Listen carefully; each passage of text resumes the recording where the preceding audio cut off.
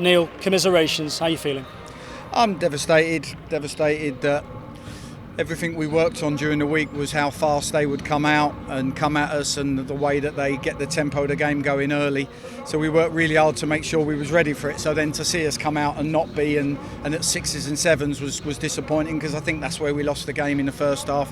I was delighted with the reaction. You know, we give them a stirring team talk, had a real change of mentality and had a go at them. And 2-1's a dangerous scoreline, and I think we had to be foot perfect when we was chasing the game in the second half, and we wasn't. You know, you could look at 3 or 4 errors. We've conceded poor goals today, and on the day the best teams won.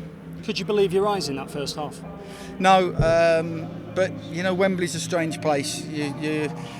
You know, they have a way of playing and they were at it. We have a way of playing and we weren't. And Wembley's a strange place. And sometimes, even when you're not at it, you don't concede poor goals. But we conceded poor goals. We was at 6s and 7s, players not talking to each other. We become very individual in that first half. Second half, we were together.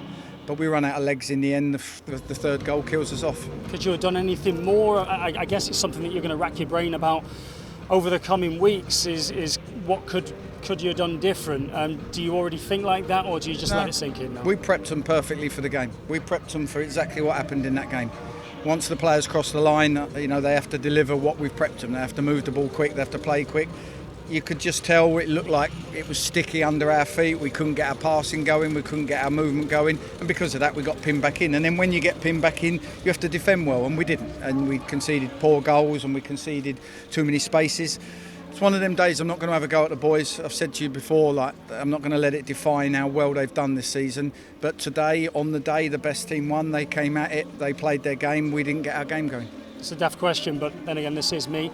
How are they in that changing room right now? They're all devastated, naturally. But again, I can only reiterate to them that how proud I am of what they've achieved. And we have to take this hurt. There's no point in looking backwards now and saying, well, we had this at the start of the season and that. We've got, you know, there's no excuses. We've got to move forward now. We've got to be stronger, try and bring some fresh people in and strengthen the squad. And we've got to try and hit the ground running next season, because the league won't get any easier. You know, just because Barrow and Harrogate have left the league, there's still a number of good teams in there, and it won't get any easier next season. How did you find playing in this stadium, in this, I was going to say atmosphere, but I guess lack of atmosphere? It's fine for me. It's the players that have to play in it. You know, I can't say too much other than we didn't turn up. We did in the second half, we had a real go, but too many players who have been magnificent for us this season didn't quite have their game on, and because of that the team didn't function, and Harrogate did, and you know, credit to them, they were the best team on the day. I saw you talking to your players at the end. Can you let us know a little bit about what you were saying? Just exactly what I've just said to you, that I'm proud of them. They've got to hold their heads up high. For losing a final at Wembley is one of the worst things ever. It hurts. But we have to use the pain we're feeling now to make sure that we hit the ground running when we start next season. And how quickly do you turn your attention to next season as far as personnel? Well, we've got to start talking to our players that we've got here now. You know, we'll probably do that on Tuesday and start, you know, having discussions about the futures. And obviously we're already looking at how we can try and strengthen the team. But without knowing what league you're in, it's hard to quite know where you're going to go with it.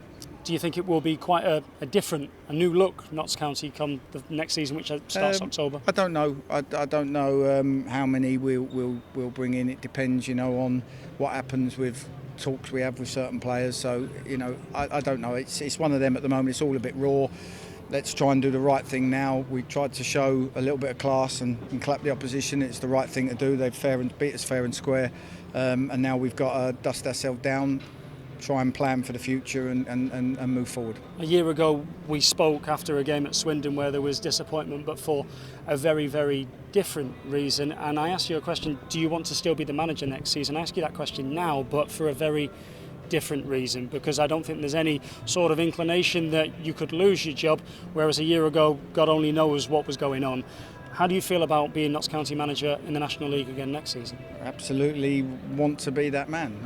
You know, I've been through a lot of pain over the last 18 months to even get to this point, and we're building something. I want to carry that on. I want to try and make that better. I can't wait for fans to be back at Meadow Lane cheering us on.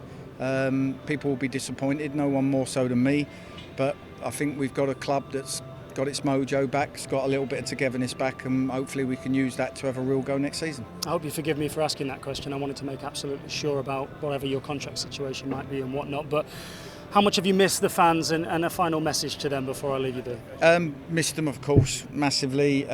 Final message would be that really sorry we couldn't get it over the line. Wembley's a strange place, and today the boys just didn't quite turn up how they should have done.